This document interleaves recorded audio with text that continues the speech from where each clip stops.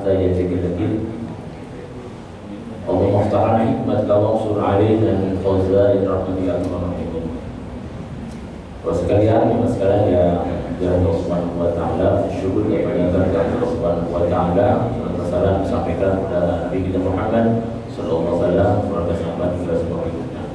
Alhamdulillah di siang hari ini sama-sama kita bertemu setelah kita sholat zuhur berjamaah untuk sebuah kajian yang biasa dilaksanakan, yaitu wudu. Sebelum kita masuk ke kajian, kita doa Fatihah kita pertama untuk kesehatan kita, mudah kita dan kemudian kita berada di keluarga. Yang kedua juga kita doakan juga Fatihah kita untuk yang sakit barangkali dari keluarga kita, teman-teman kita, Allah angkat kesehatan kembali. Yang ketiga kita doakan juga Fatihah kita untuk anak-anak kita, Allah menjadikan anak yang soleh-solehah, berbuat yang berguna bagi dalam bangsa. Kemudian juga Fatihah berikutnya kita doakan juga Fatihah kita untuk yang sudah berkeluarga, belum punya anak, Allah berikan anak, yang belum dapat kerja, Allah berikan kerjaan, yang belum dapat jodoh, Allah berikan jodoh yang soleh-solehah. Kemudian juga doakan juga yang belum haji umroh, doakan untuk pergi nasib untuk haji umroh. Dan juga doakan juga mudah-mudahan para ulama kita umat Islam yang berada di Indonesia, di Uyghur, di Rohingya, di Pakistan, di Palestina, di Mas berada yang sedang dapat menjadi Allah Subhanahu wa taala, Allah berikan pertolongan perlindungan, dan yang zalim kita serahkan kepada Allah Subhanahu wa taala.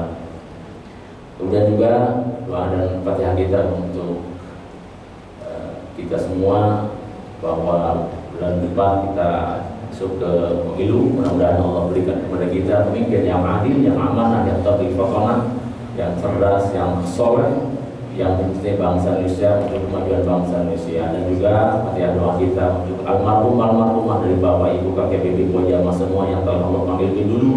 Allah terima amal ibadah dan misalnya Allah jadikan kubur mereka. Allah berikan dan ada dari niat wa ala salih ada sunjah wa fadlah tidak al-Fatihah. Bismillahirrahmanirrahim.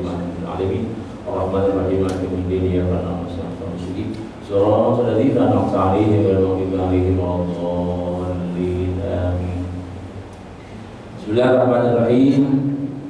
Wudu yang biasa kita laksanakan, dasar hukumnya adalah surah Al-Maidah.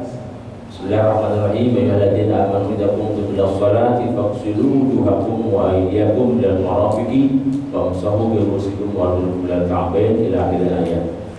Orang beriman, bila kamu hendak mengerjakan ibadah sholat, maka basuhlah oleh kalian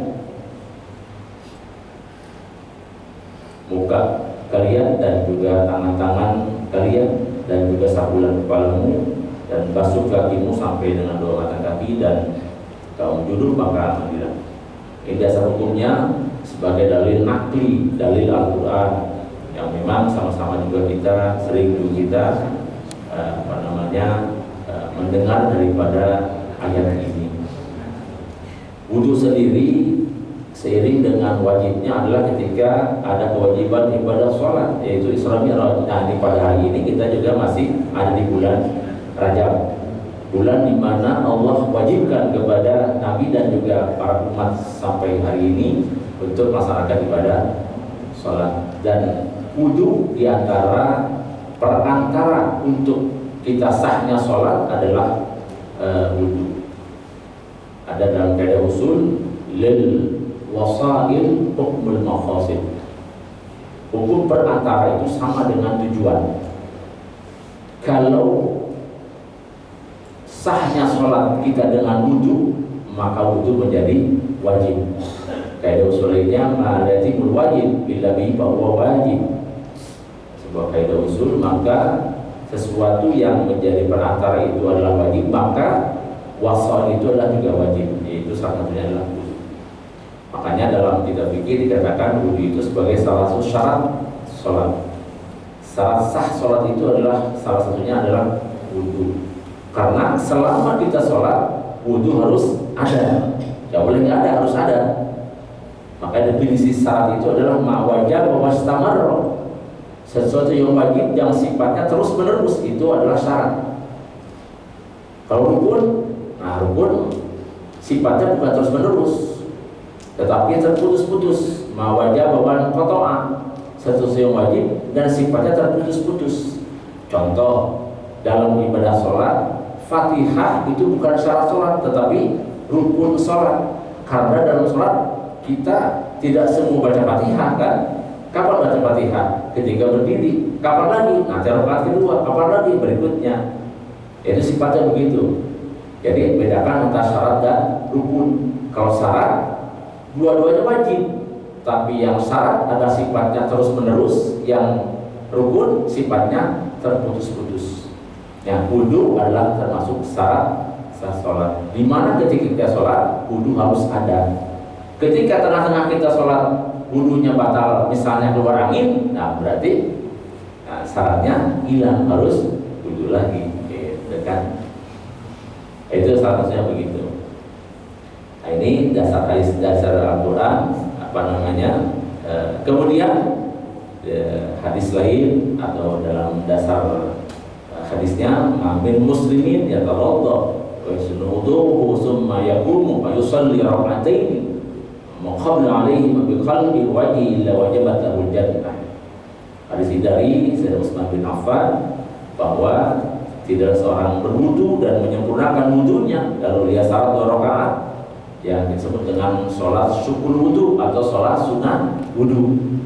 Nah, ini dengan sepenuh hati dan jiwa melainkan wajib baginya mendapatkan surga. Hadis riwayat Imam Muslim nomor hadis 234. Oleh karena itu maka tidak ada agama di dunia yang sempurna kecuali agama Islam, karena begitu purnanya yang Allah yang menyempurnakan.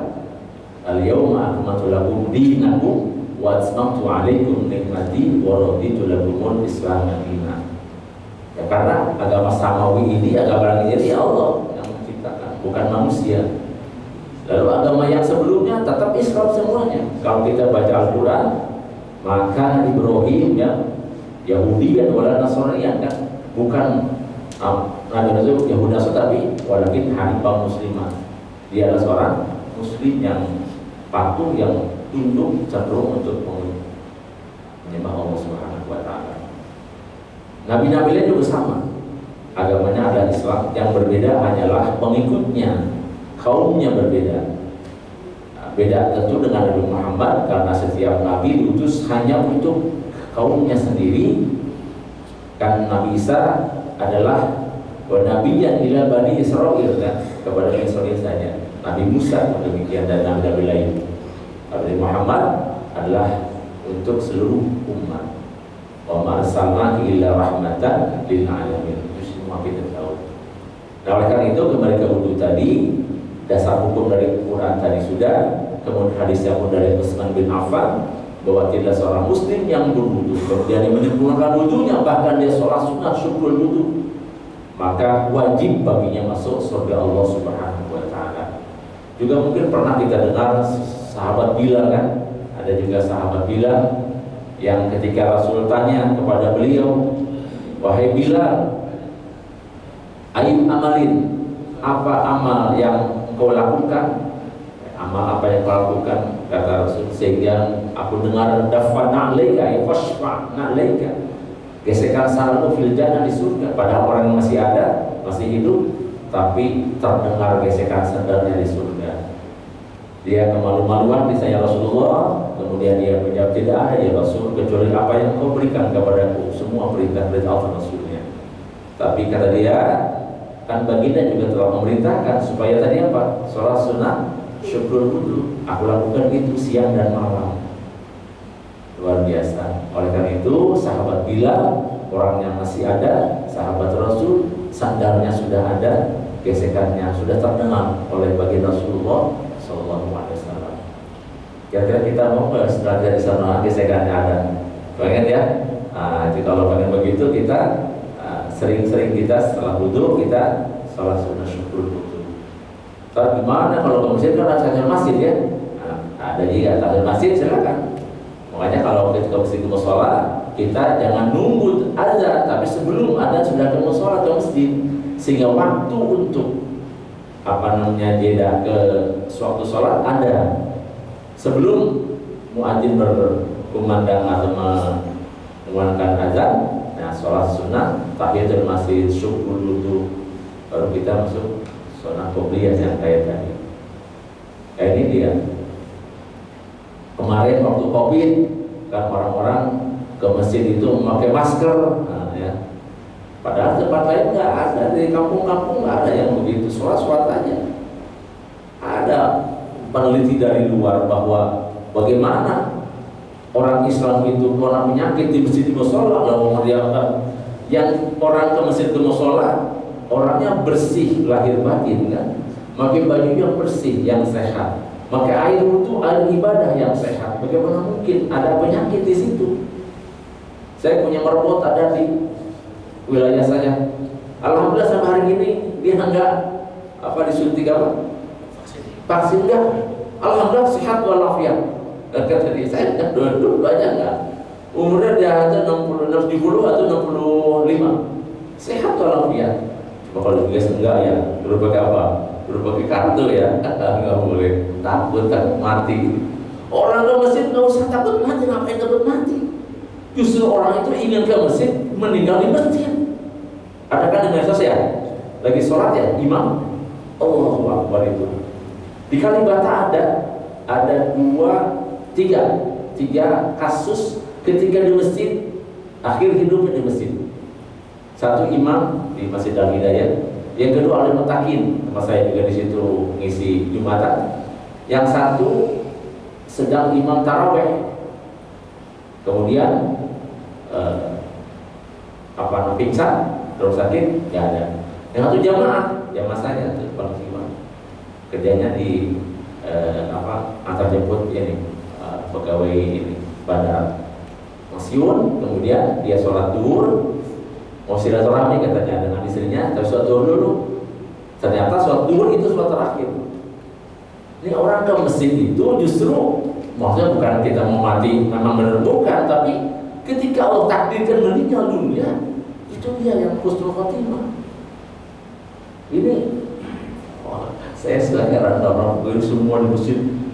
Saya bikin di musola itu, orang-orang masjid nggak bikin, saya bikin di musola. Sambil pelan-pelan, saya bikin ya, gitu. Ya bikin.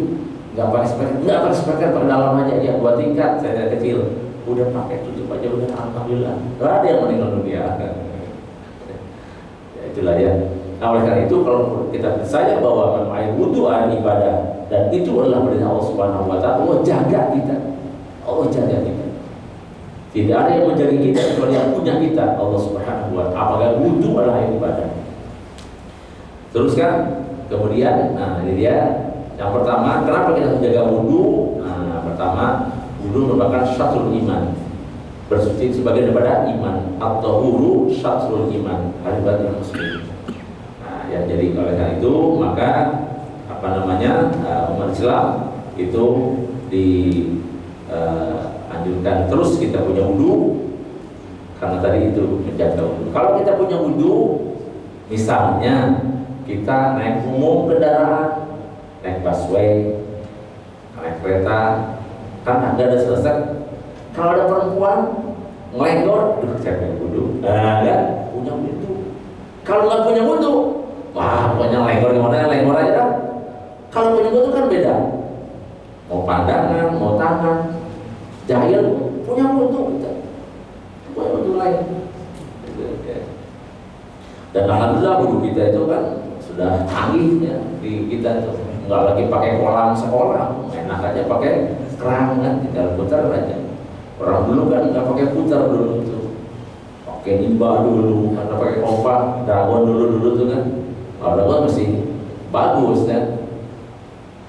Kerek begini kan, ada yang pakai bandulan, ada juga kan di kampung-kampung supaya lebih gampang pakai paso. Pada saat paso itu ya pakai gentong gitu. Sekarang sudah gampang saja.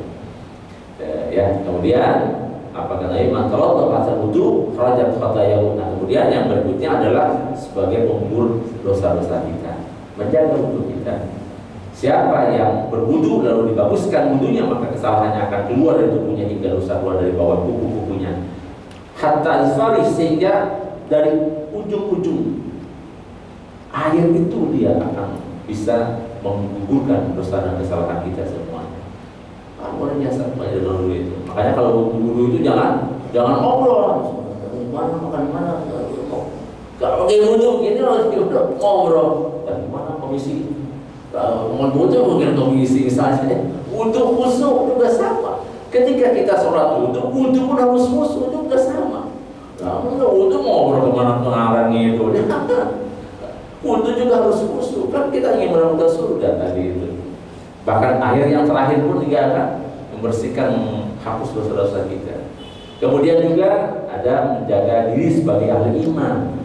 Tadi kan dikatakan kan, orang yang beriman ketika pandangan mata tertuju terus ke satu titik yang memang itu maksiat, maka ketika aduh saya wudhu punya gitu kan. Kalau nggak punya lu beda, lihat mana-mana biasanya.